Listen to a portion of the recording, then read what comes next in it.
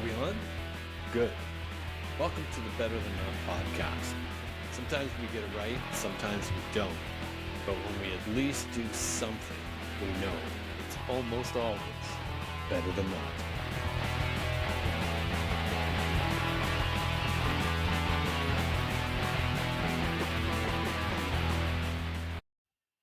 Hello, and welcome to another episode of Better Than Not. Today I'm joined by the colorful Robin Jones, a longtime friend who epitomizes the idea that has kind of been in a number of podcasts, and that is how important we are to each other. He's not always been in that order for his life, but now sees it more than ever, and maybe you will too. Hi there, and welcome to Better Than Not, the podcast that aims to capture shifting perspective and thought-provoking ideas in conversation. Based loosely on my series, A Changing Frame of Reference, which you can read on the Substack app, and I hope you will, as it might give you some insight into what this podcast is all about. I'm your host, Doug Gardam, and today I welcome Robin Jones. Robin. Hi. How are you? Hi, you all out there. Robin Jones is a dear friend. He's an author. He's an expert renovator, and amongst, I'll say, a whole series of other things. Many would call him a Renaissance man.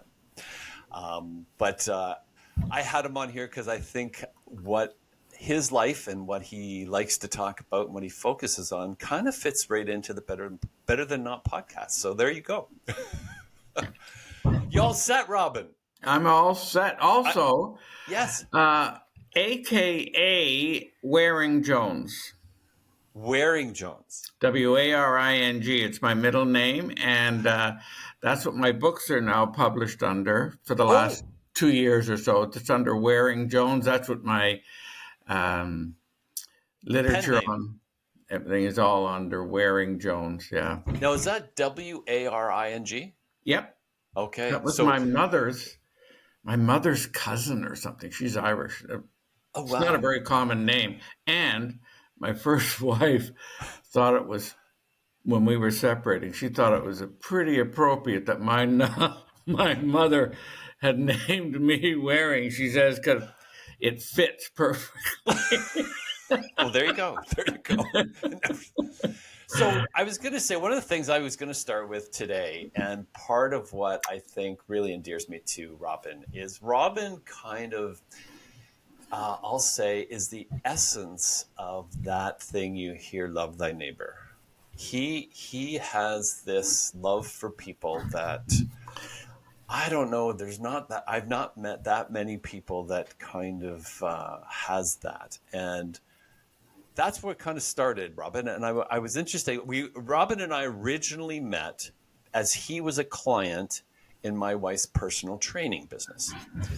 And for whatever reason, this doesn't usually work, by the way. My wife said something like, oh, you should meet my husband. And I'm going to guess I'll say, I hate to say it, 15 years ago. Yeah. I'm going to guess something like that anyway. But yeah. Robin, what is it that endears you to people? Like I said, when I had commented previously to you, the essence of you is person, like you love people. You are, I'll say, there's no sense of judgment, I think, is part of it. But where do you think that came from in your life?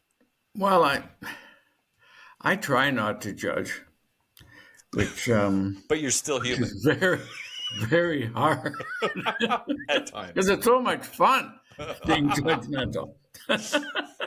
But the biggest part came, I guess, about 5 years ago when I looked after my wife with Alzheimer's for about 7 or 8 years. She's been dead 5 years now. Amazing. And she was my second wife.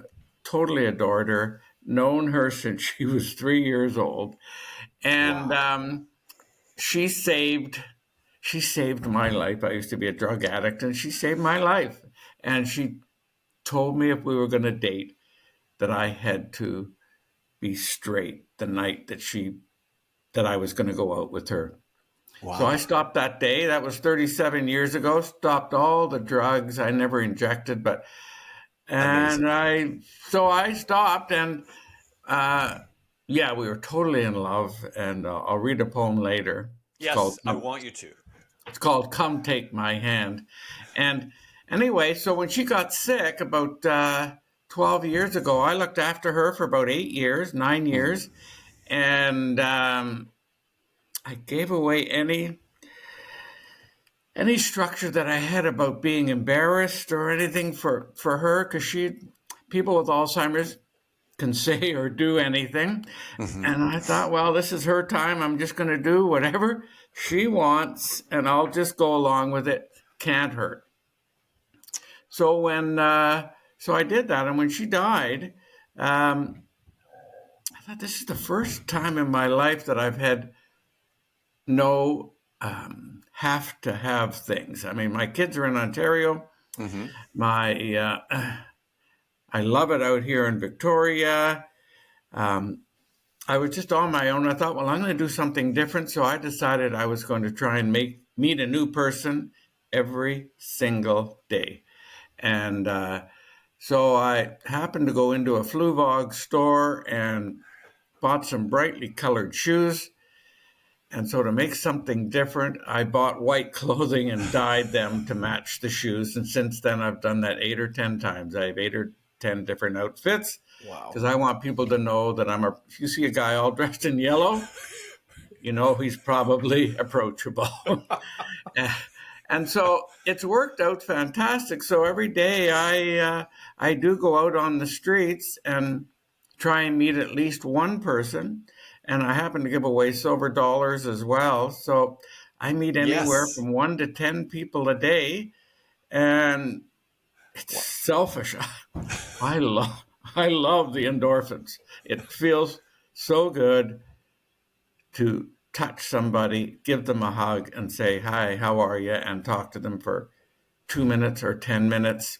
A lot of them have become good friends because I've been doing it for about 5 or 6 years now. Yes, And amazing. it feels fantastic. And I have a source for my silver dollars, and he knows I give them away. So anything that's worth, he's a coin dealer, anything that's worth up to $2, he'll give me for $1 still. After that, I'd have to pay more, so I'm not going to pay more. But anyway, he uh, he does that, and he and I have become really good friends. Met a lot of people in his shop. They've done a couple of Amazing.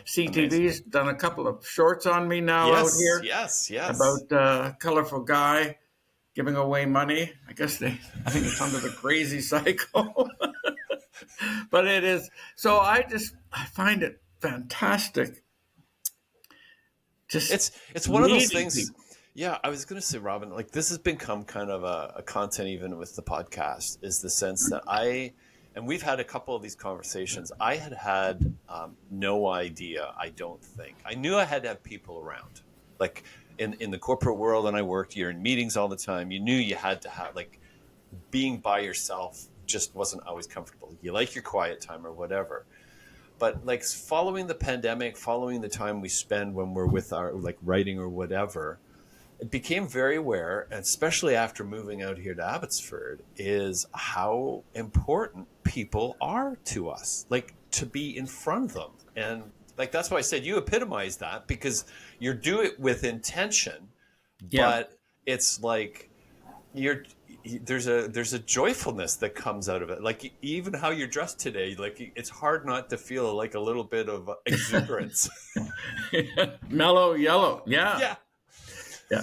So no, it is good. Yeah, the joyfulness comes when people come over.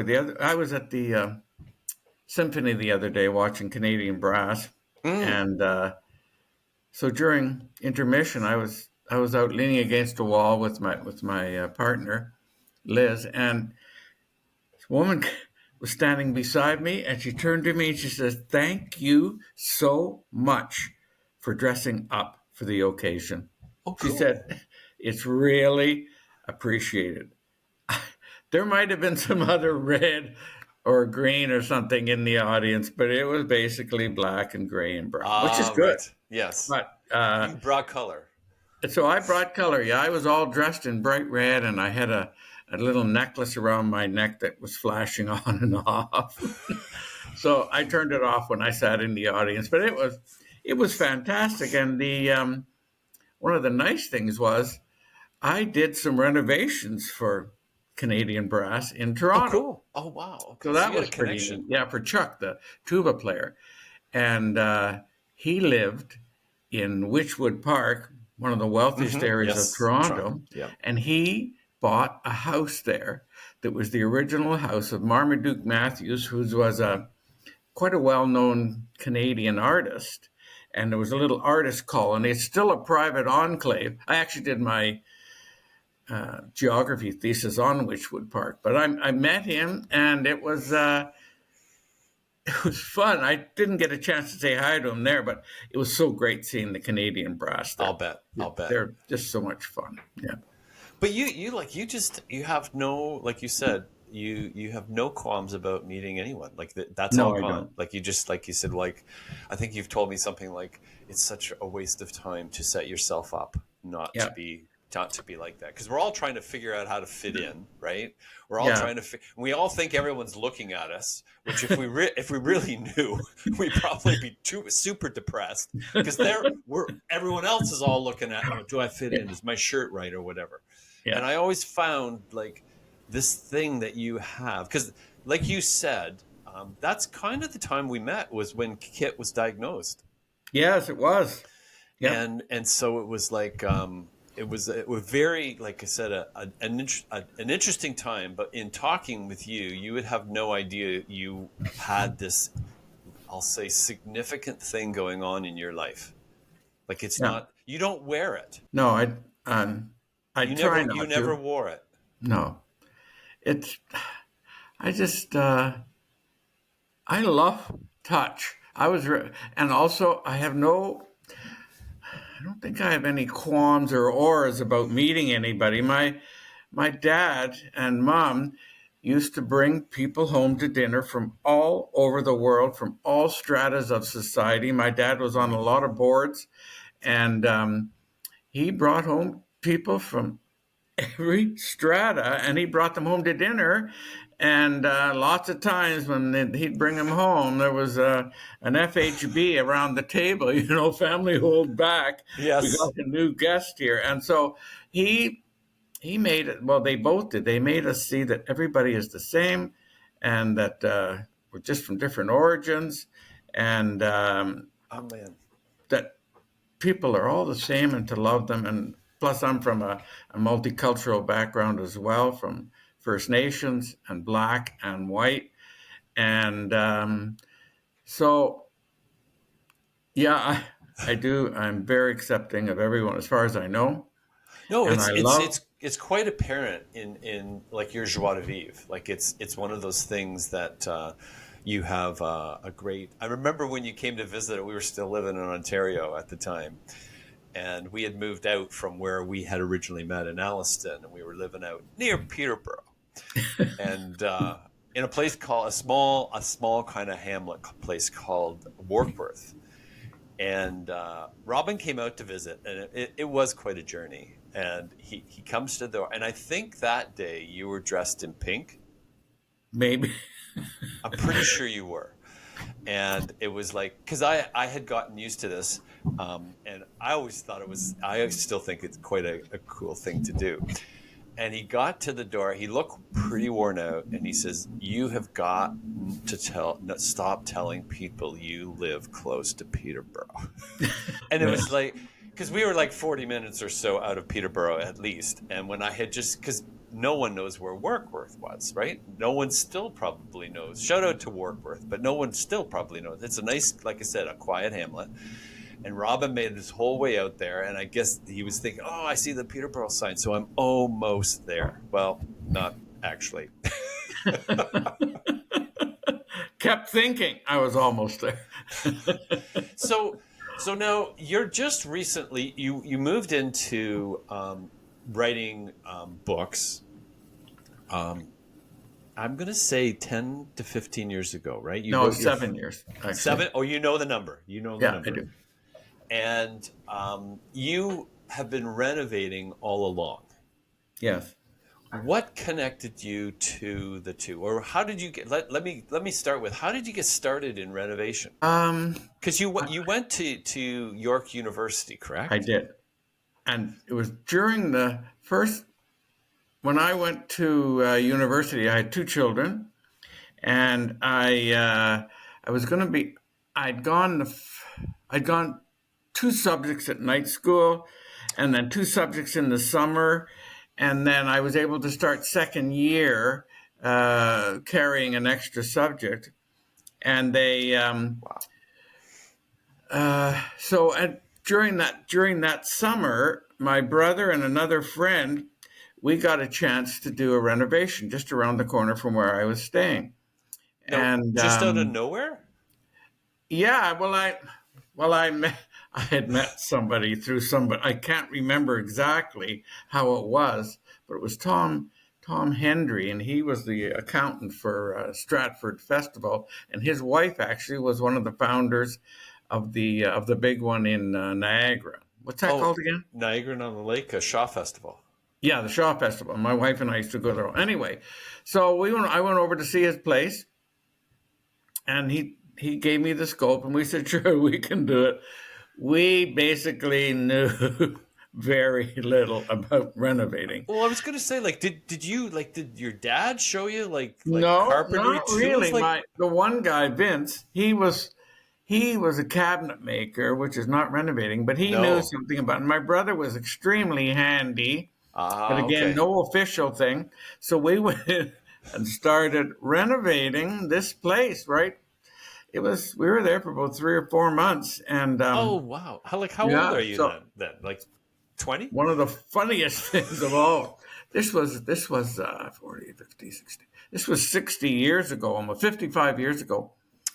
So drywall was just coming out, and so after we'd done all the renovations, we started drywall, and screws weren't around then. It was all nailing all Nail. the drywall in. So we'd done this big slope from the third floor to the second floor, and hundreds, hundreds of nails. So we didn't know anything about mudding. So we called in a few places, and this Italian taper came in. He said, "First drywall job, guys." I said, "Why? What do you mean?" He said, "I've never seen so many nails in a sheet of drywall in my life." Oh, wow. So that was pretty funny. So that was one of the funniest things about the. So after that, we just every summer or whatever we carry on. And then when I worked for Yellow Pages in Toronto for about 2 or 3 years.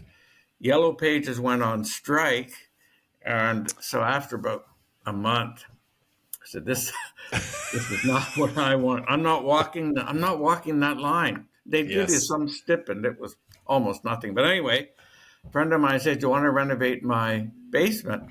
And I said, "Yeah, I do." So I started renovating it, and then we got called back. And then when I went back, I said, "No, this is not going to work." Even though it was the best paying job I ever had in my life at that time, Yellow Yellow Pages. Pages was one of the highest paid sales forces in Canada. And we had Toronto. We had the Toronto book, which was 3 or 4 inches thick. So, Every one was a. what's interesting here is, I wonder how many people who are listening even know what the Yellow Pages would be today, because it's just like it's a thing of the past, right? Like, Yes. it's like past, like the dial telephone. Like, you I used to don't think have a to lot look up. do. Yeah, I actually find it way better than the internet personally. If you want to look up Eaves Trough, you'd look under Eaves Trough. Every phone number every commercial phone number had one line of advertising. And so everybody who did eavesdropping in Toronto was we're listed. there. Yeah. Not like now, you go in and it shows 10 with 4 ads in between. And anyway, Yes. you looked, every Yeah. single thing you wanted was in that book. Alphabetically too. alphabetically. And also another little thing, Yellow Pages invented pressure treated wood because they started bringing in the telephone poles, and it was Yellow Pages that invented pressure treated wood for their telephone poles. No Don't way. know why I remember that, but I do have a lot of trivia. Well, it's it. I mean, I think back to like the telephone book because I cannot kind of remember that, and I think this is kind of legend. But when they invented the first Apple computer, I think Jobs brought that into the engineers and said, and designers, and he said, "I want the computer to be this big," and it's like the 3-inch like Yellow Pages book. Like it's hard Yes, to imagine today. Like it was like it weighed some pounds, it and, did.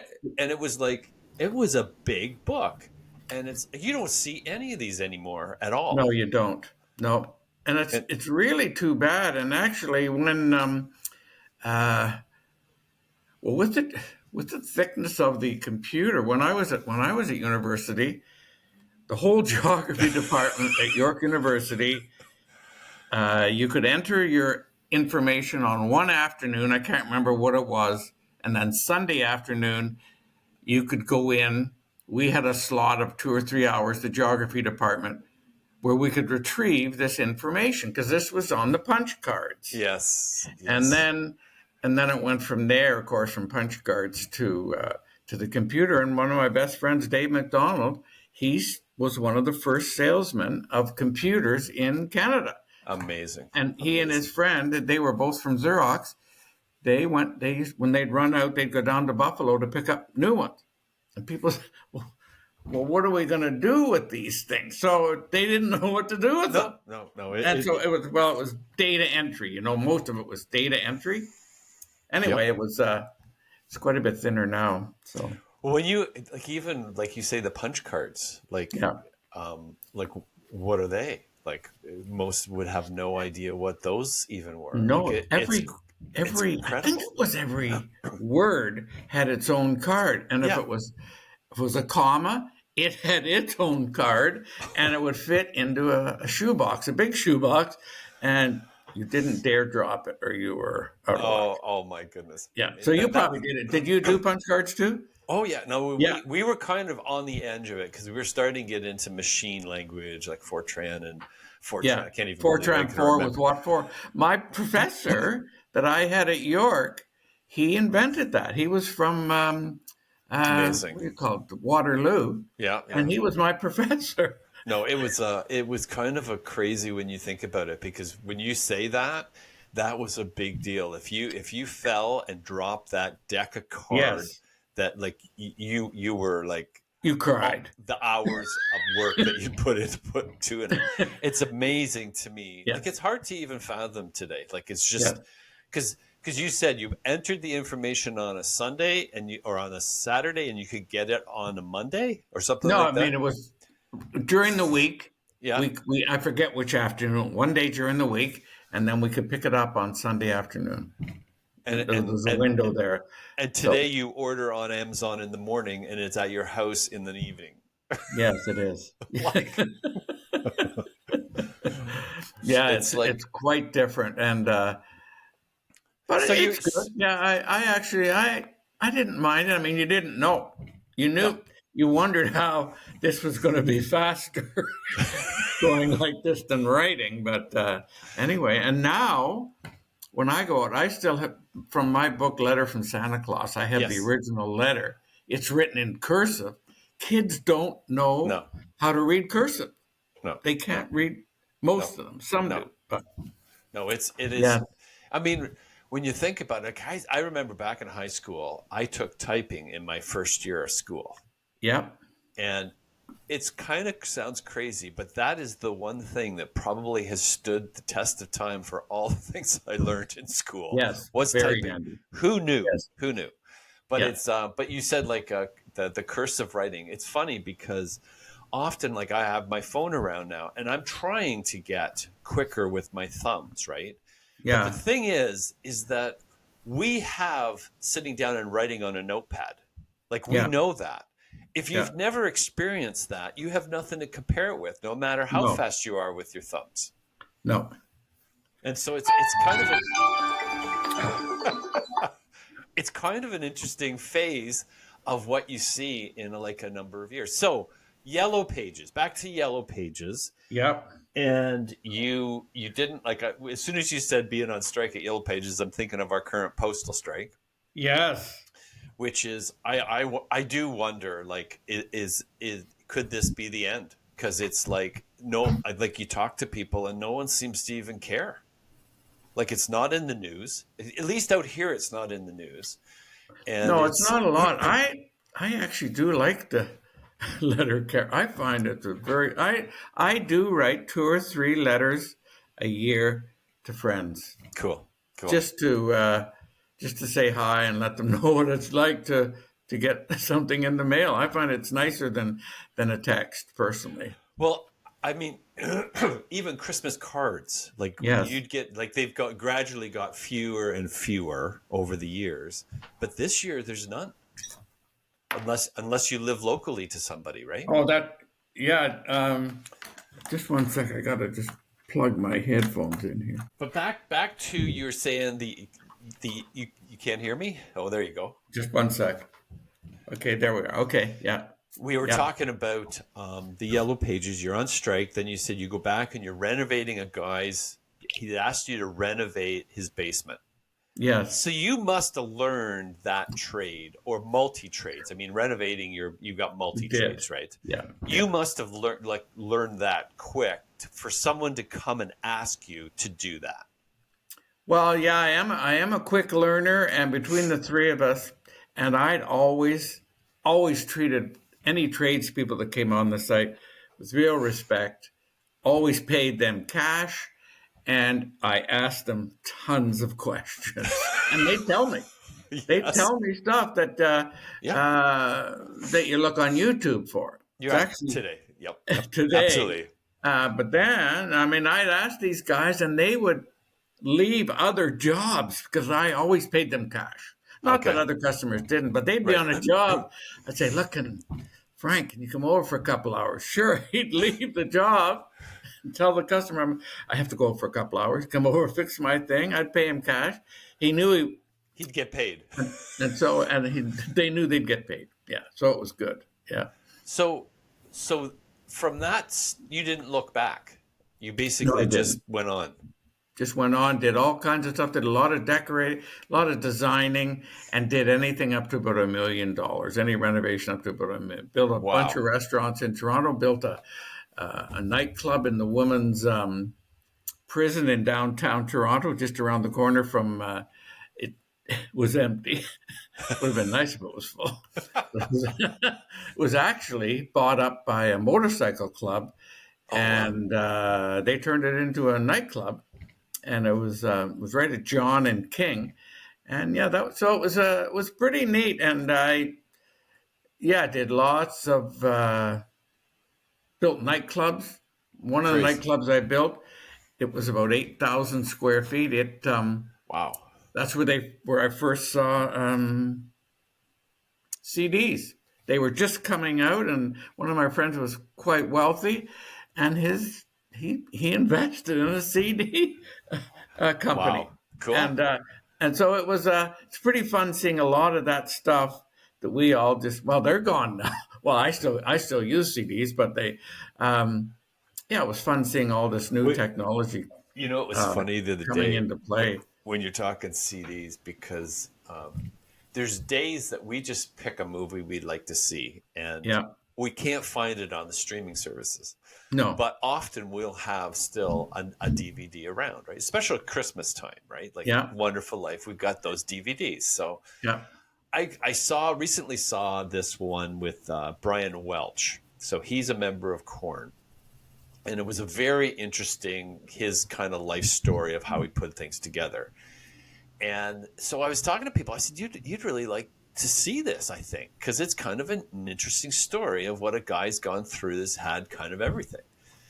And he says, well, what streaming service did you see it on? And I said, well, I've got the DVD. And he said, oh, what's that? I, I'm not, I don't have, I don't think we have a DVD player anymore, or a Blu-ray player, or whatever. It's like Yeah, still yeah, it's that form, right? yeah, And I thought, yeah, that one's gone too. But what we get frustrated with is we think of a movie we want to see, yes, and then like I don't want to own all the streaming services.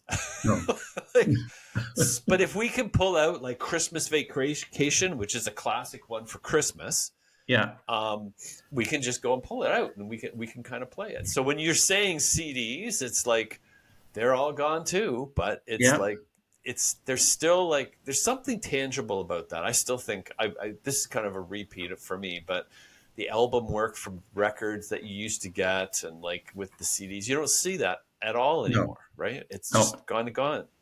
So now you did the 8,000 square foot nightclub. The guy introduced you to CDs. yeah. Where did the idea start to come to you that I want to write a book? Well, I used to. It actually happened when my wife was sick with dementia, and then I had put her into the I'd put her into the home out here in Victoria. I moved from Toronto to Yeah, Victoria you about were 10 years before ago, us. and put her in a home out here. And so I was getting ready to move from the house that I'd rented. First of all, when I came out from Toronto, I was going to move into a smaller one because she was in the home, and started going through an old scrapbook that was there that I made when I was 10 years old. Oh wow! And in there was a letter that I received from Santa Claus uh, when I was 6 years old and I was in the hospital. And I still had it like 75 years ago. And Unbelievable. so I started reading it, and then I thought, well, I'm going to memorize this. And I joined I think it's the club out here where you tell stories that you've memorized. Damn. Anyway, I Yeah. can't think of the name, but yet you tell things, a story of any kind. Storytellers Guild. That was it. Storytellers Guild. Okay. So after I'd done it a couple of times over 2 or 3 years, I think it might have been you even, that you said, "Why don't you get that book published?" So you told me about Yes. Yes. self-publishing, Yes. and Yes. then I Yes. went and I got it published, and then I went online to try and find an artist. The Right. first day that I advertised, it was a special app. Can't remember. 741 people answered the artist app. I mean, there was people that designed business cards and everything. So I stopped. I took that away and then narrowed it down to 4 people. And then I found this my artist Marfandos, and so she'd send me the draw. I'd send her some script.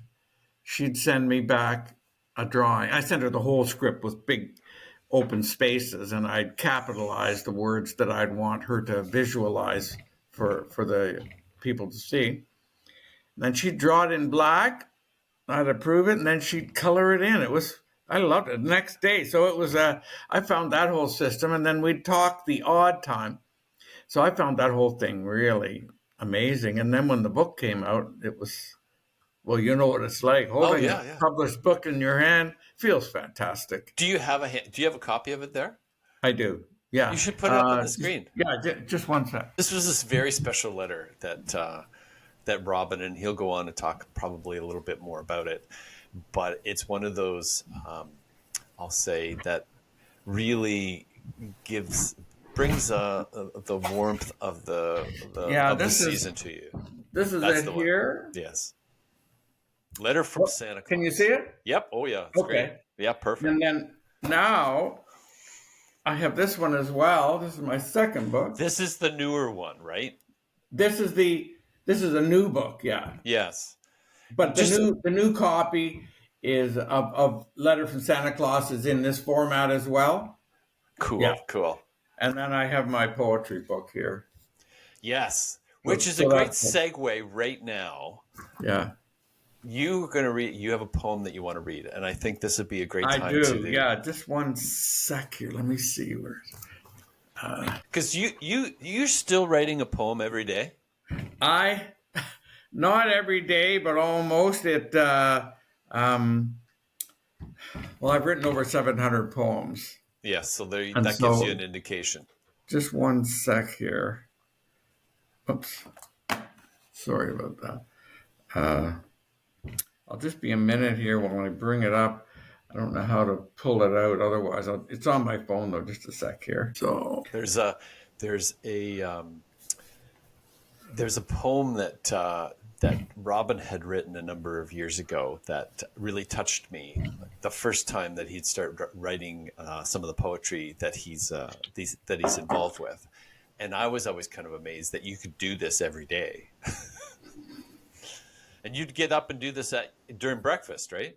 I do. Yes, I found it was always a good time to um, for me was while I'm eating. One sec here. Oh my gosh, trying to find these. Sorry, I'll just be. I should have had this ready. Because I still want to go a little bit back to your York University experience as well, Okay. because you met a number of different, shall we say, characters of the 60s too during that time. It was a very different time as far as social, the Yeah, social world was going on. it was. You found it. Okay, I found the poem. This is called "Take My Hand." This was, I say, when Kit, my soon-to-be wife at that time, said, "Robin, if you're going to keep drinking," she says, "I'm not going to marry Mm. an alcoholic." So she suggested to me that I stop and then we'd carry on. So this is called "Take My Hand." Come, she told me, and take my hand, and it changed my life forever. I needed the push for the journey to begin my new endeavor. Many years of drug abuse had slanted my way of thinking, using vast amounts of money to stop myself from sinking. I blame myself and no one else for the alcohol in my veins. I was searching for fulfillment and to release the hardened chains. The chains still held me steadfast in a false belief of direction, and instead of helping to cure me, it spread like a bad infection. My friend reached out her hand to me to help me find my way, encouraged me and loving me so that I might stop and play. Believing in myself brought me comfort I had not known, and much of it directed by the love that she had shown. I changed my ways that afternoon and put my selfishness aside to help others find the friendship that loving can provide. That's beautiful. Thank you. That's beautiful, Robin. It's so interesting that what I find really intriguing with your poetry, and in particular that one even, is your honesty. It's like it's a bit of rawness, and I think it's an interesting thing because not everyone comes through this, and you did, and Yeah, I did. it's like you lived through some pretty crazy times. Yeah, honesty is the best policy is very true actually. It is very true, and yeah, I appreciate being honest. And you would credit Kit for I for do, yes, rescuing yeah, from that, eh? yeah. Like it's Well, like her mom and dad were both alcoholics, and she said, "I'm not going to have that. I'm not going to live with a man like that after having been raised by two alcoholic parents." She says, I don't want alcohol in my life, so don't you know, like now, find it kind of incredible that you were able to transform that way? like I don't know if it's this. Or, Oh, can't you hear me? I can you talk any louder or no? Uh, you That's can't. better. That's Yes. better. Yeah, Okay. that's good. No, because what I was saying, like how like it's a remarkable transformation that you went through, Yes.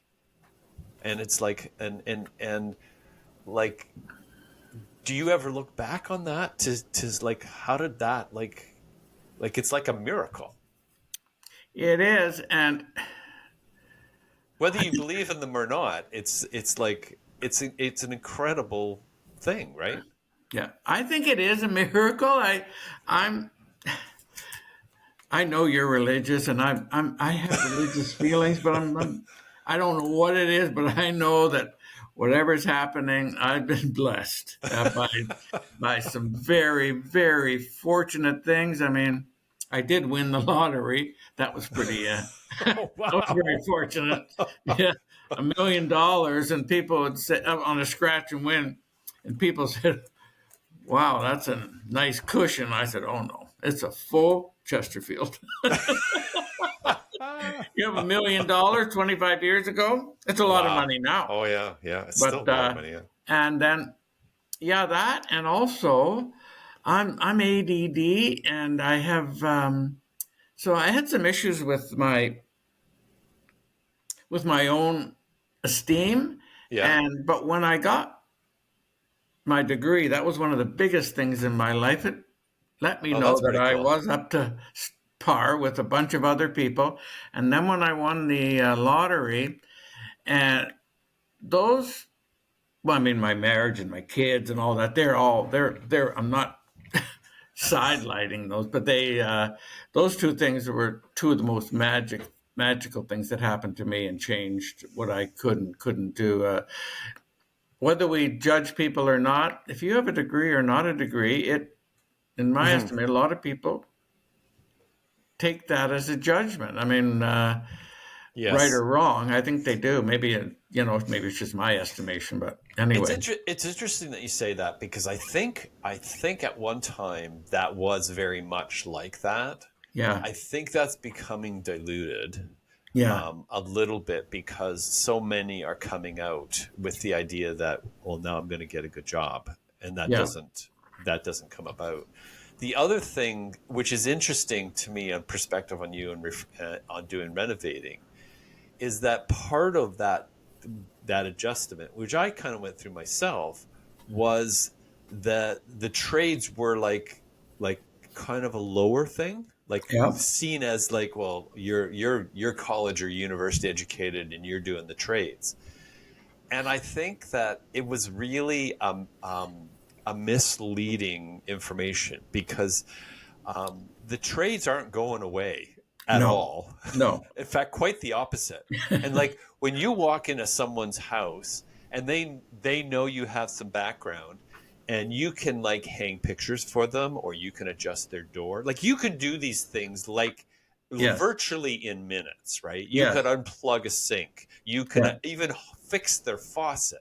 Like yeah, all of these things like you can call it handyman, but they all fit into the trade world. yeah, And it kind of adds to the whole, like I often think like a plumber comes into your house and unplugs your toilet, like you're just in many ways overjoyed.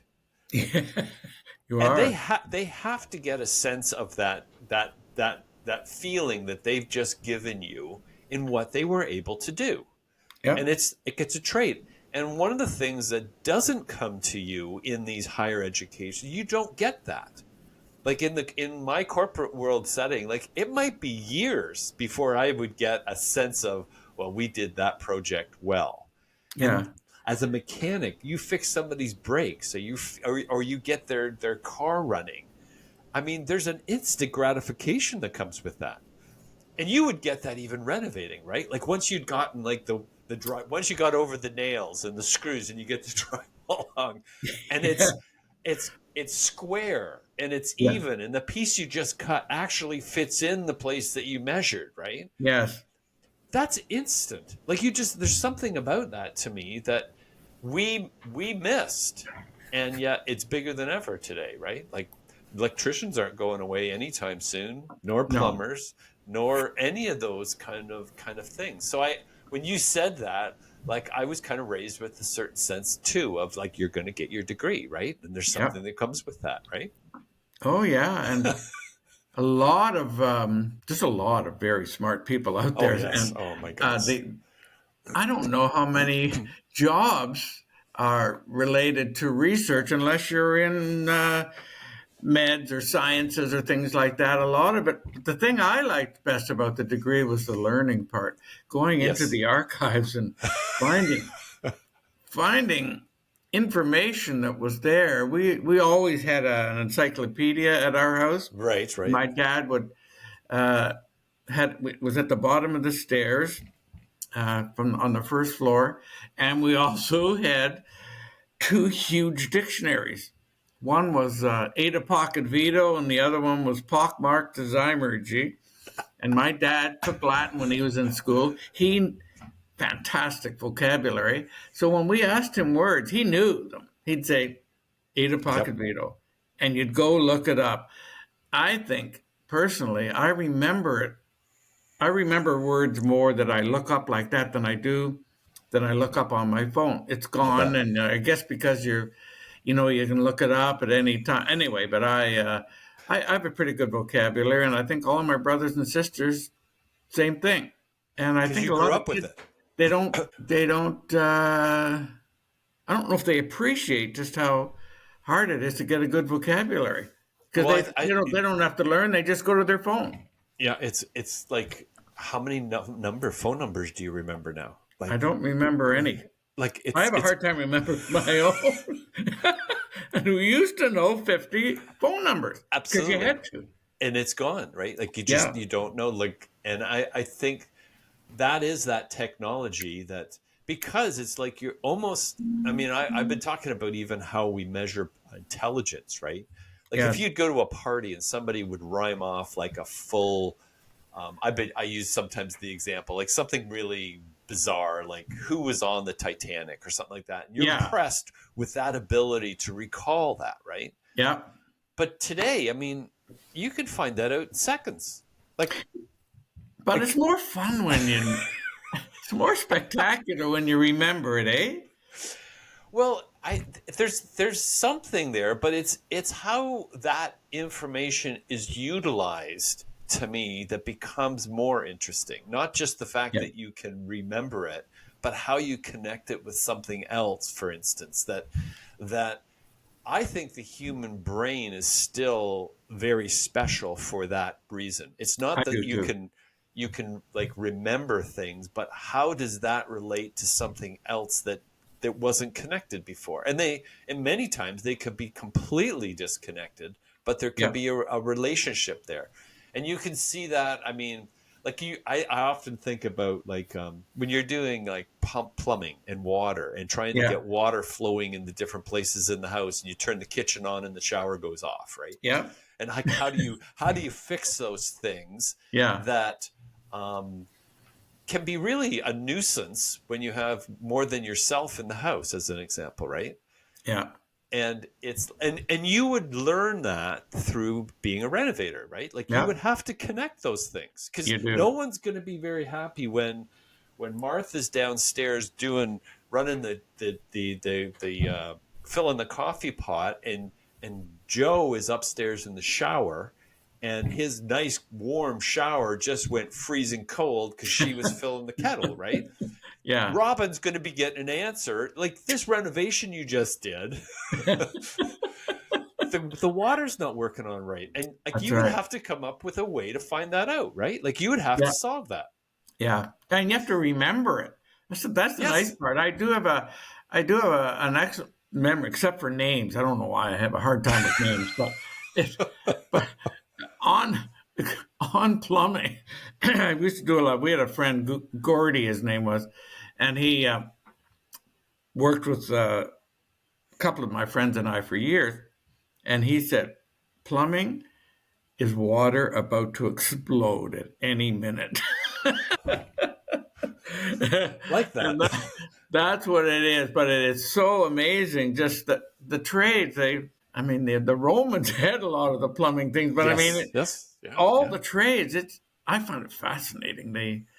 Oh What you no, have to for sure. know and being square and there's some excellent plumbers and some very average plumbers. I had one plumber, and it finished we finished the plumbing on the second floor, and when we turned it on, there was three leaks that came through the first floor ceiling.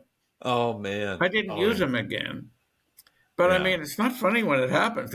First of all, No. the customer's not appreciative, No. and it costs you thousands of dollars to fix that ceiling.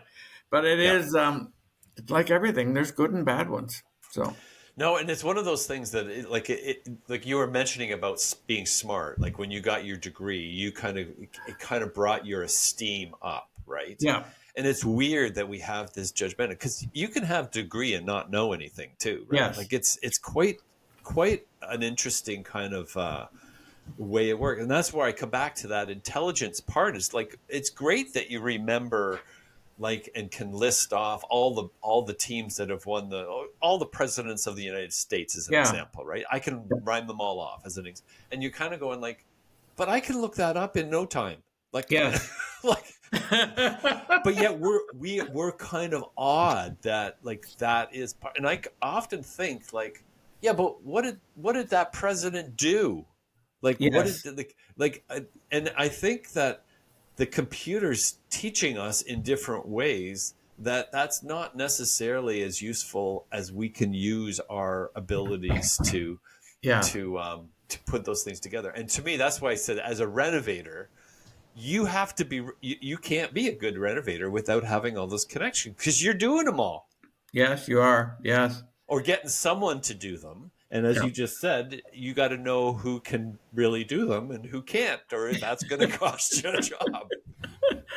I'm wondering if a lot of that memory wasn't the educational system trying to get us to know the value of memorizing actually more than what we're memorizing. It's the fact that Use your you brain. can learn important things, and if you've never had to memorize something, I mean, you can start at any time, but I think Yes. it helps you to remember other stuff, that you can learn how to memorize stuff. You could use your brain in that way. I Yes, think that's that's right. that, like, Yeah. that there's something to that. I often, like, forget those things when I'm kind of going through things, because it's just like, it's one of those, like, because in our some of our conversations, like, I'm often thinking of many things, because Yep. you always have many things to kind of bring forward, right? Yep. As far as how you're looking at it, and like you said, you finished the 8,000 square foot dance hall, Yep. and that was the first place you'd seen CDs, and Yeah. it's like It's that. true. But there's a connection, right? Like, that almost gives you a date as Yes. well as what that timing was. And now today you can mention to CDs to some people and they have no idea what you're even talking No, it's about. a blank look. They say, And "What do it's you, they like, say, what do you mean?" you can imagine, like, when you saw those CDs, you're impressed with that technology, Yeah. and it's expensive, and you go today, and on the phone that's sitting on the desk beside you, you could actually have it set up to cost less per month than one CD would cost, and you can listen Yes. to anything that's ever been recorded. Like, Yeah. it's astounds me still when I kind of Do you say that use out it? loud. What's that? I don't feel like paying that money. I mean, I'm from the old school. I don't have an option, but I like I have still 150 CDs or whatever. And when I go traveling, I take 50 of them with me and take out my favorite music and There put you it go. There you on. go. Yeah. And if I Yeah. want to hear song number 250 times in a row, I can. And uh, anyway, it's And all that's just depends. there's something special too about the time we live in, because you can still do that, right? Like, you can Yes. still do that, or Yeah. you can stream. Yeah. And it's, to me, it's one of those things that we've got all these options that are still available to us, right? Yes. That we can kind of do those things with, which, to me, it now brings me back to what I was saying about going to school at York, and what, like, the 60s was like for you, because you were part of that scene, Yeah. I and you was. met a number of, I'll say, fairly significant figures that were today are almost seen as legends, right? Yeah. I did. I met Bob Dylan, and when I used to go to this, Ronnie Hawkins used to have Yes, yes. a place on Yonge Street in Toronto called the Hawk's Nest, and different people used to visit him there.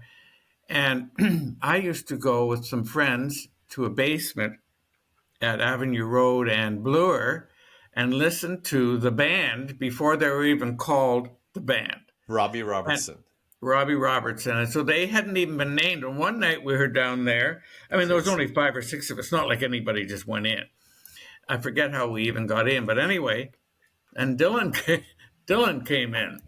It's not like he embraced us or anything, but he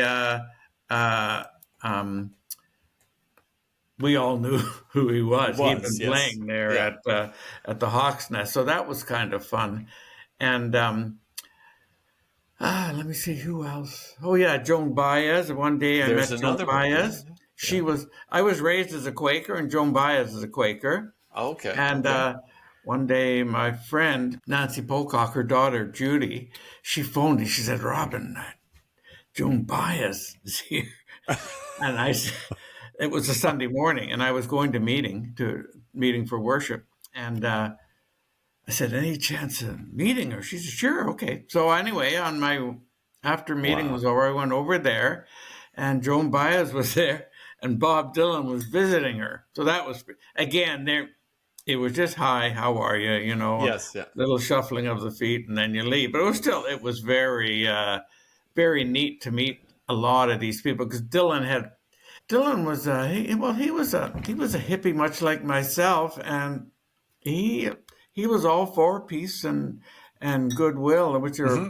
Quaker sentiments, and so it was very neat to meet a lot of these people because I was definitely a hippie and almost went across when I was living in Nobleton, just outside Toronto. First marriage, Yes. my wife and I almost went on a wagon train that was leaving Nobleton on a covered wagon, and we had two kids. Oh, wow. And she said, so we thought about it though, but then Wow. Helen was a steadying force. She says, "Robin, we can't really go," but there was two wagons there waiting, and they were there for about 3 or 4 days for people and they did make it out to Winnipeg or something. So it was an era when Wow. a lot of stuff that we think of as almost like fairy tales, they were Right. actually happening during the era of peace and love, and you can't be with the one you love the Yes. one you're with. Yeah. Yeah. And it was actually happening, and there was a lot of hugs there, and which is coming back now, thank heavens. So it Yeah, was and I was good. going to say it's because I mean it's one of those things that I touched on before is how badly we need each other. Like I just don't think we have any idea how bad we need each other, and it's like No, even the unfriendly, shall we say, what I call it, connections with people. Like it's like that's better than nothing, right? yeah, Do you know what I mean? Like you don't want to have those conflicts, but you're at no, least having an interface with someone else. yes. And it's like to me it's overwhelming. So now that you talked about Dylan, did you when the Beatles came to Maple Leaf Gardens, do you remember that? I remember that. Oh yeah, I was over in England when I was 20, so that was Ah, 62 okay. years ago. And when I came, I ran a pub on the Thames for about 6 months. So when I came Oh back, my goodness. I said to I said to a bunch of people, "There's this group in England called the Beatles. Oh, you I already think they're heard of going them. to come to America." And 4 months later, they arrived. So it was pretty amazing. They were getting a lot of play, but Oh yeah. then stuff was, I don't know if secular is the right word. I mean, it was controlled in England, and it's not like now things go across the channel and Yes, yeah. everything is in it. But then when they came, that was pretty amazing to have them over here, and they were, I don't know if they were the first super group, but pretty close to it. It was Certainly pretty one of them. amazing. Yeah, I was going to They say like were they were fantastic. Yeah. So did you that see them? never saw them. No, I would have liked to. I Yeah, I was going to I say. I saw the Moody Blues. Saw the Moody Okay. Blues in the gardens. I loved the Moody Blues. And for some reason, I think I'd been smoking some weed, and I ate about 5 packages of Mentos. Oh, oh, Don't know why, that's but I for the Moody remember Blues. the Moody Blues and Mentos. But So you, yeah, to see the super groups there I mean, when you look at Taylor Swift and the enormous oh yeah, stadiums, yeah. but then when you had the gardens, Maple Leaf Gardens. It held a lot of people. Nothing like the huge arenas now, though. That it actually, I don't like going to massive concerts. I Well, don't know. I mean, when The the figures are Beatles an inch tall. when the Beatles came, man, there wasn't really even sound systems, right? Like No. like they basically played with their instruments on stage, right? Like it was like, Yeah. and you, I don't know, but in footage that you hear, you can barely hear them over the sound of the screaming crowd. Yes. That's Like it's, true. They were. Did the crowd scream with Taylor Swift too? I Same have thing? no idea. I have no No, I idea. don't either. I don't No. actually. It's awful, but I don't know one of her songs. And it's good Well, for her, and it's nice that she's able to bring so much cheer to so many people, to so many. it's an interesting phenomenon. There's no doubt about that. But I think a lot of them are interesting phenomena on how They they are. bring these groups together. But I also think, and it comes back to what I was saying, we need that connection with one another, and We those do. are very, very large connections. And it doesn't seem to, from a monetary perspective, it doesn't seem to matter. No, Like it it's, doesn't. and it's just like we need those groupings and those togetherness. Um, and I often wonder, like, is that togetherness almost more important than what we're saying we're going to see? I think it is. I think it's being together and acknowledging people. The other day, I was up at I was in my work clothes. I've retired finally 3 months ago. But anyway, I'm working again. I'm doing a backsplash for my landlady and for myself. But anyway, I was in my working clothes and I was up at Home Depot Yeah. and in my old ratty clothes. And this guy came out with one of the flat bed things with 2 sheets of drywall on it and a cube of mud. So probably in his 60s. And so I went up to him and I says, "Can I help you?" Because I know.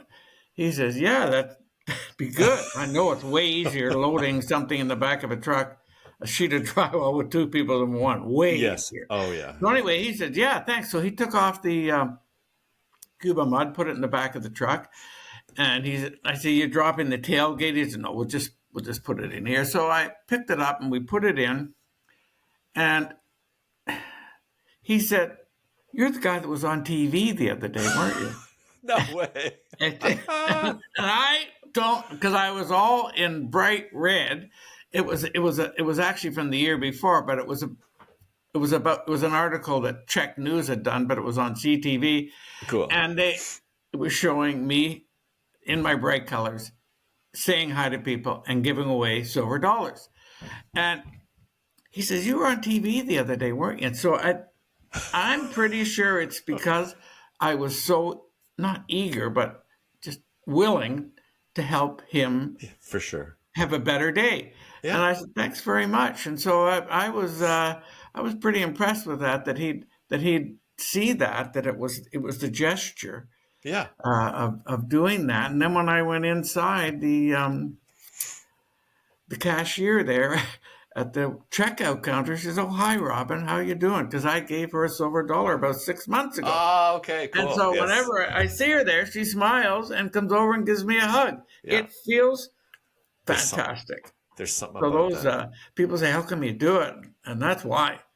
It's It's it reminds me, this is like, I've really noticed this even in myself, but the old show Cheers, yeah, and how they all knew one another, and like they'd yes, walk in, and I was kind of going, don't you love it when you go to a restaurant and they know who you are?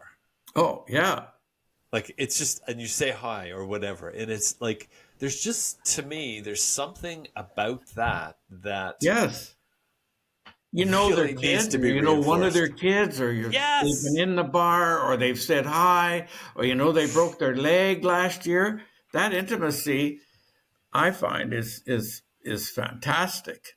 And it's just, it's like when somebody says hi, Robin, Yeah. like it's like, you know how you feel. Well, I Yes. was going to say, if you could turn back and say, well, hi, Dave, Yeah. like it's a reciprocated feeling. There's something like, it's almost magical to me, Yes, that there it's is. like there's something about that identifier, our names, that when we hear someone else say it, even if we even if we say we don't care, Yeah, we you do do. care in our hearts. There's Yeah, you something do. there. There's a spark, right? Yeah.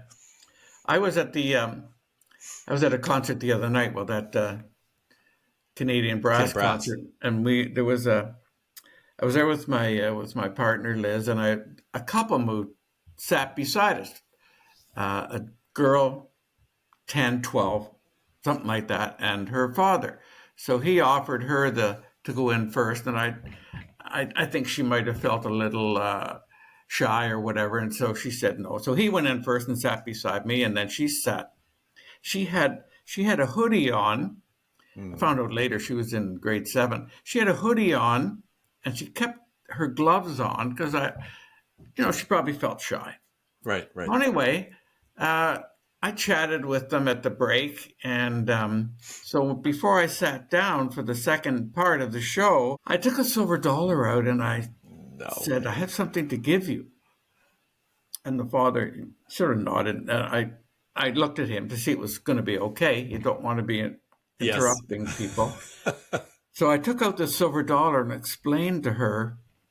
I said, "Have you ever seen one?" She said, "No, I haven't." No. So I explained to her about the little lines in the background, that it's the aurora borealis, and there's an indigenous person in the front of the canoe, and then there's a coureur de bois in the back. And she had her hood off at that time, and her gloves were off.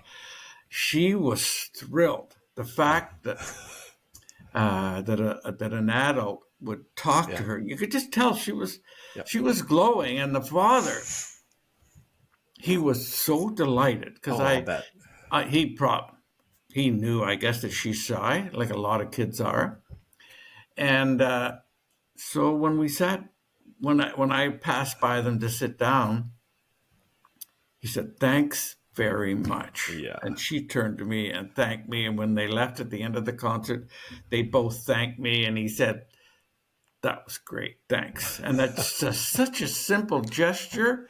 And I bet for her, not a lot of adults talk to her. No. Not because of anything, No. because a lot of people don't talk to kids and or talk to a lot of people. So to be recognized and know that you're valued, it's huge. It makes you feel, well. Makes when people do it to me, I like it, and so I think a lot of other Well, people do. what I find really unique for yourself, and I think it's one of the things that I hope it's contagious because you figure out how to explain it after. Yeah, You go and do it, and you've presented or you've talked about it, you've offered the silver dollar, whatever. But it's not like you have a set thing of how you're going to do it. It's like you kind of like, you know how you do ready set aim, ready set yeah, fire. You yeah, fire and then you go back to kind of ready and aim. It's like, and I often wonder like how, where does that kind of come from? Because I think it's learned, this whole ready aim, from the kind of our education, right? Where we have to plan and we figure rather than just going and acting and like how you feel. It's like, because I can feel myself sometimes. It's like, should I go and do that? And as soon as you do that, you're hesitated, right? yes, And you don't. You just go and do. yeah. I know that it's probably all going to be good. First of all, and Oh, my it is always. and my dad. And first of all, being a Quaker, we always shake hands when a meeting's over. That's the way Quakers always meet people, and you shake hands, women and men both. Yeah. And when the meeting's over, and also with a black background, my dad, he and his dad being black, they always said, "Robin, you've got to be just a little bit better than the whites," or he said, "I'm not." He said, "I'm just telling you the facts, Yeah. or you're not going to get noticed." And so my dad Okay. graduated. He was top athlete and top student when he graduated from high school because he had to always held his head up high. And he said, if you don't do that as a black, you're not going to get recognized. I mean, accepted, whatever the Yes. word is. And anyway, so, and he wouldn't let us slouch in the house. We we had to walk tall, the girls as well as the guys. He said, "You've got to show people you're proud, and when Amazing. you're like that, you're accepted." And he said, "Put your hand out first." And with my mom said her favorite incidents of my dad. My dad used to be on a lot of committees with big shots because when he graduated from Yes. university, he was a private secretary. He could take shorthand like nothing you've seen, and he could type. You couldn't see the keys. But anyway, so he was at all these big meetings, Yes. power meetings. They heard about Leroy because because of his Quakers don't vote or anything. They don't go by majority. They go by a feeling, you know. And Okay. so, anyways, if you're at a Quaker meeting and Sally gets up and starts talking, and then Joe gets up and start, you know, at different times. If Sally goes to get up again, he'd say, "Yeah, we've heard from you, Sally. We'd like to hear from Jack now." A lot of people can't do that. So he said he Oh, was with yes. the president of Imperial Oil and about 10 other big shots. He was there taking the minutes. The good thing is he could take the minutes, but he could also question. He had no Ah, problem telling the president of Shell, "Yeah, you've had your you say, say. Ted. Let's let Mary have." A lot of people can't do that. So he Yes. said it's a Yes. matter of feeling confident, but also on that same vein, nothing. He said he was at this meeting at Imperial Oil in Toronto on St. Clair at head office, and there was about 12 people there around the table. Then when the president went to talk, he leaned forward on this big table, put his elbows on the table, and was all not whispering, but almost. And all these other big wigs were all leaning forward. He said that was the biggest show of power I've ever Yeah. seen. Everybody knew they weren't going to say pardon. They were going to No. lean forward and listen to what he had to say. But he said it's a matter of having your presence there and that you've got confidence. But anyway, to get I did vary there. My dad was going down from being the president of the Home and School Association, waiting for the new president to take over an auditorium full of people. So my dad walked out, he always wore a shirt and tie, and he had his hand extended on the stage to accept the new president. This new president didn't like blacks. My dad didn't know Ah, that. Nobody knew that. So my dad stood there, and my mom said he stood there for almost 5 minutes, smiling with his hand out. your dad. And yeah, and she said she just about started crying. And then the other guy finally took his hand and realized this is not going to happen. I can't just defer this. And then the audience, of course, burst out in Oh, yeah. claps when he took it, you know, and he realized what a jerk he was. I guess he did. Who knows? Yeah. Uh, Yeah.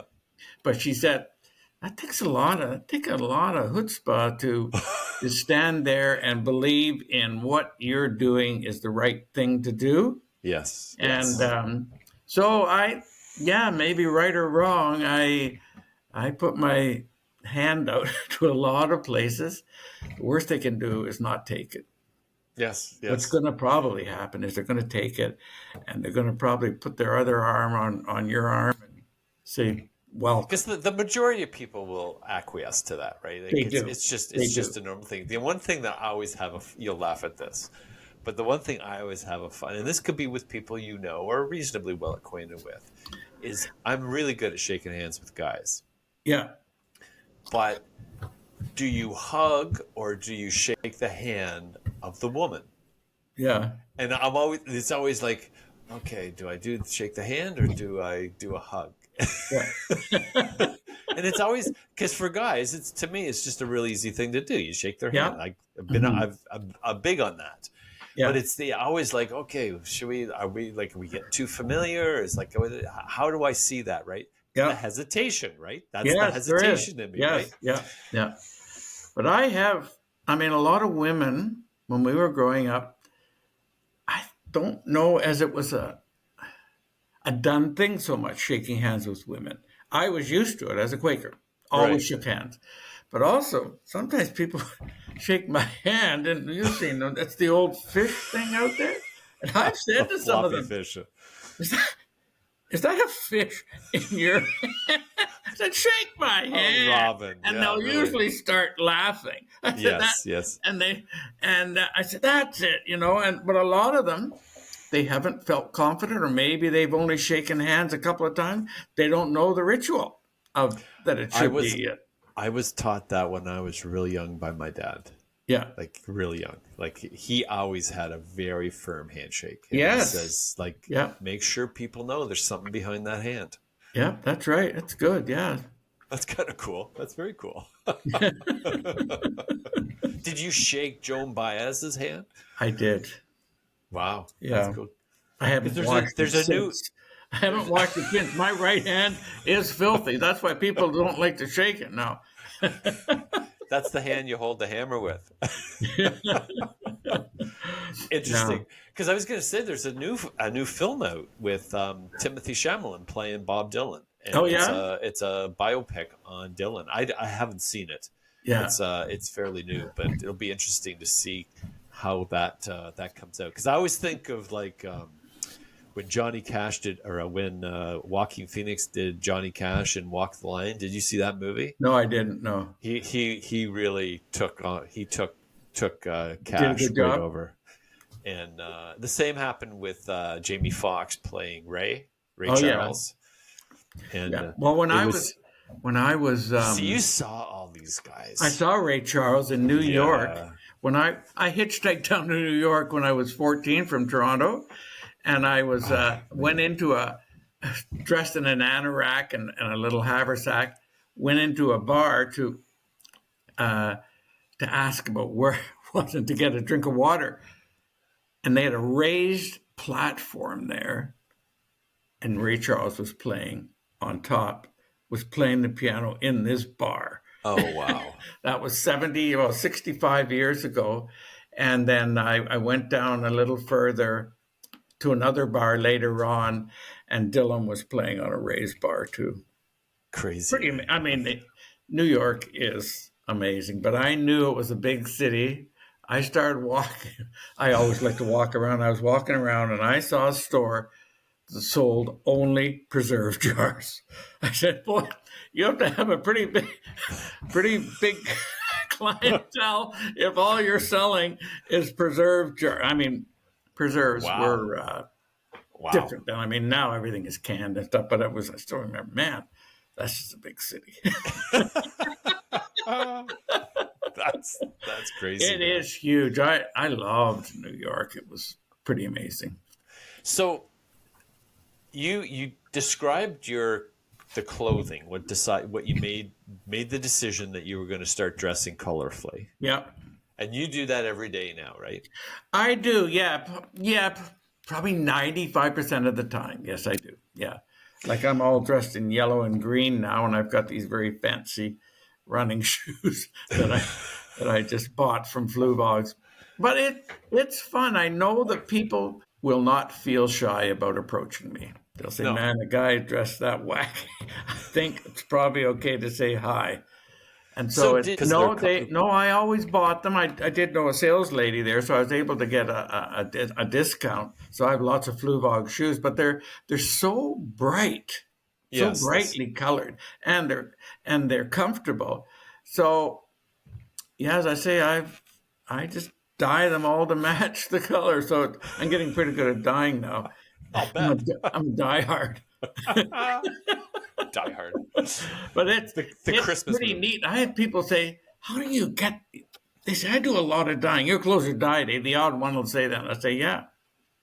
And they say, man, that's really good. And so it does take a while to learn, but it's fun, No, for sure. now it's your trademark, right? Yeah. Like now you can't. Very good, yeah.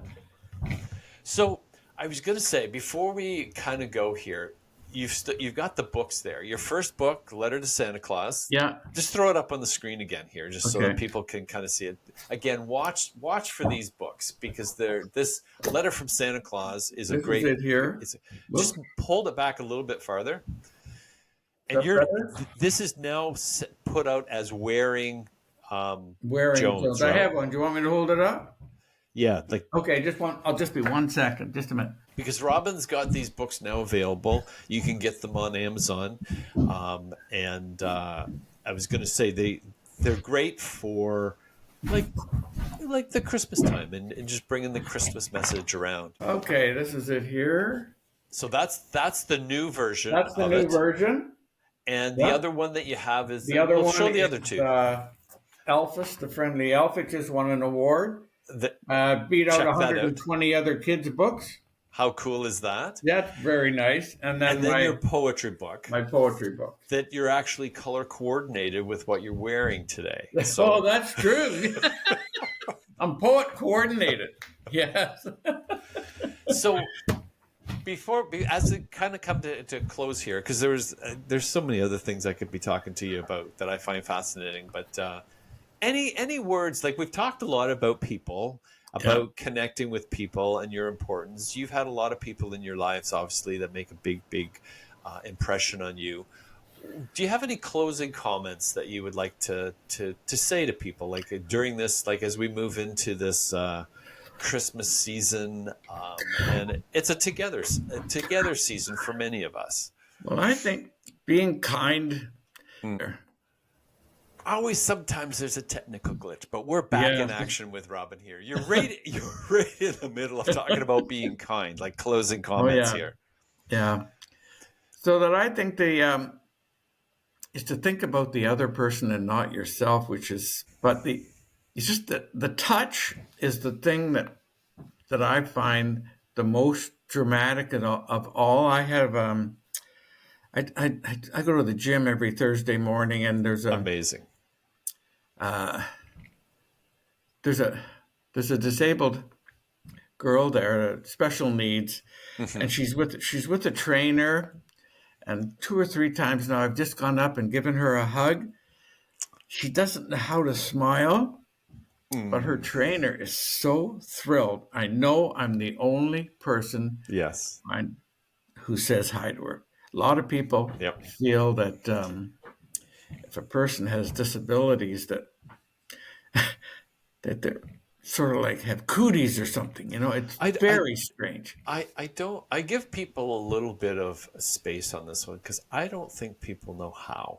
And I know that sounds like, no, I agree, like a break, but I think it's an unknown, and we don't, like, people, we don't know how.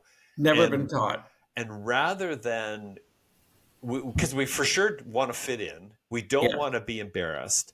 No, like, those are high on our end, and we're actually thinking of ourselves, not the other person. Yeah. And it's one of those things that I think I almost now today, because I have a couple friends that are very, very good at this. I think you're gifted if you're able to do this. And I know that doesn't sound right, but it's like, to be able to work with individuals with special needs. Yes. I think you're a gifted person if you're able to deal with that. I wish we could somehow give us a magic pill or something that would give us this front that would fall down, but I don't think that's kind of the case. And it's one of those things, when you mention that, and this is not a comparison, but it's also one of those things when I see a lot of people that kind of are out there on their own. They don't appear to have a home or a place to go. Yeah. And just saying hi to them, or giving them something that, like, your silver dollar is an amazing thing. But, and people say, well, but you're just supporting them. And I'm going, I have no idea whether they have any habits. It's the instant of that. If I could just give them a marginal instant of hope, because it gives me a bit of hope too. Yeah, it does. And so when you say that, like, here's a person that's kind of outside of what our kind of part of what we see as normal. I'll probably get myself in trouble saying this, but Well, it's different just be anyway. brave and make the step Yeah. forward. Like, we're all kind of afraid of the unknown, but you're Yes. gonna, what you just said, right? Like, does anyone say hi to her at all? Yeah. Like, think of that life. Like, And I was really brought up with that. My wife's daughter, Julie, I knew her from when she was 13 to when she was 52, and then she was killed in an auto accident. But yes, yes, sadly. I, when I went to her, I flew back to Ontario for her funeral. There was 125 people there to see Julie. Amazing. She was the she had a lot of the attributes of her mom and her dad, but her mom, especially as far as outgoing goes, she'd go in and visit people in coffee shops. Yeah. And if it started to get busy, they'd say, Julie, we need that seat. And she'd get up and leave. Just like that. She didn't really have much money, but all she was also epileptic. All the ambulance drivers knew her. The police knew her. Amazing. She was a fixture in Alliston. Yes. And when at I her remember her. funeral there, all the all the food was all catered by all the pizza places and stuff around Alliston. Amazing. The all the ambulance, every ambulance driver, because we have a hospital there, Yes. and they all arrived. The police were there. Everything, all the community services that Julie took part in because of her weaknesses, Yep. they were strengths in the end, and Amazing. I was prejudging. I wondered, how many people does Julie know? She lives in a group home, which lots of people do, Yeah. and you don't. You're pre. I'm prejudging some things that I should know about, and It was fantastic being there. That's Such cool. a good, uplifting feeling there, and people came in from all over the country to see Julie, Amazing. Eh? and that was really good. And so now, when I see people on the street being pushed, I'll go and talk to the person in the chair first, and then I'll thank the person who's the pushee, That's and cool. because a lot of the times you'll stop and you'll talk to the person pushing the Yes. chair, and you don't talk to the person who needs the attention. You got it. You And got it. it's yeah, so I try and do that. A lot of us, I think, like you said, I think a lot of us are embarrassed, and I don't know why. I don't know why we're embarrassed, but It's out I of know I know the feeling though. Yeah, I think it's outside of our norm. And like, yes, anytime it we is. move out of this comfort zone, this norm, Yeah, it's one of those, like, how it was described the other day was like, if you're comfortable, you're not doing it right. yeah, But that's a really hard thing to actually adopt, it because is. it does feel good to be comfortable. It does. But after you've done it a few times, It's the it discomfort that becomes feels comfortable. easy. Yeah, for Yeah, sure. it does. And it's And uplifting, like you said. what I saw the other day was a fellow who had a wheelchair. He was pushing his wife around. He was on, I think he had two. He had he had an electric wheelchair hooked up to his wife's regular wheelchair, and they went around town. And I stopped him one day, and I said, "This is fantastic." He says, "Well, they were in their 70s, I guess." He said, Wow. we're together all the time, and I think he had all of his wherewithal, but she needed help with Help. walking. Right. But I said, "Man, good for you." So he said, "Wherever we go together. She can't get there without me, and I want to be there to take her." And so That I said, is "Well, very good on cool. you." Yeah, We are an incredible race of, how do you want to call it, figuring things out. yeah, Like that's what an example, right? Of just yeah. like, this is how we can figure it out. This is how we can get out. This is how we can do Yes, that. I think we that's have right. incredible abilities like that we kind of like, sometimes they fade from us, I think. And Yep. I think that's cool. Here I am asking you for the final words. I keep talking. And I interrupted you when I said, like you said, about being kind to others, and I think this is a season. I think we Oh, should it do it is all year totally. round, personally. I think it's one of the things we need more than anything else in this world. Yeah. One thing about hugging, I hug everybody, but Yes. my partner, she says, Robin, some people are a little leery of hugging. And I said, I found that out. When you hug somebody and they don't want to be hugged, their back gets pretty stiff pretty fast. So I back off. And so I do ask more than I used. Before I never asked, but now I say, oh, when I give them the silver dollar, I always say it comes with a hug. And they, That's cool. 9 times out of 10 or more, even they say, no, that's fantastic. And then I'll chat with them. And then when we're leaving, they say, is there any more hugs left? Nearly always happens. And so it feels good. Yeah. It's interesting Very because good. we've kind of almost come full circle from what I started. Because I would say one of the most remarkable things about you to me is you have this adage and you live by it: love one another. Yeah. And you're still Yeah. talking that story. It's very good. Yeah. It's great talking to you again. Always good to see you, especially. Oh, Yeah. no, this has been a very special conversation for me. Well, with that, I think we're going to wrap it up because Robin, I Okay. think, has a time. Stay on a minute, Robin, before we go. But I thank you Okay. for listening today. I hope you'll tune in to Better Than Not again, and I hope you enjoyed this episode with Robin Jones. And get out and get his books. With Okay. that, Thanks, Doug. again, saying goodbye from Better Than Not, and thanks again. Okay.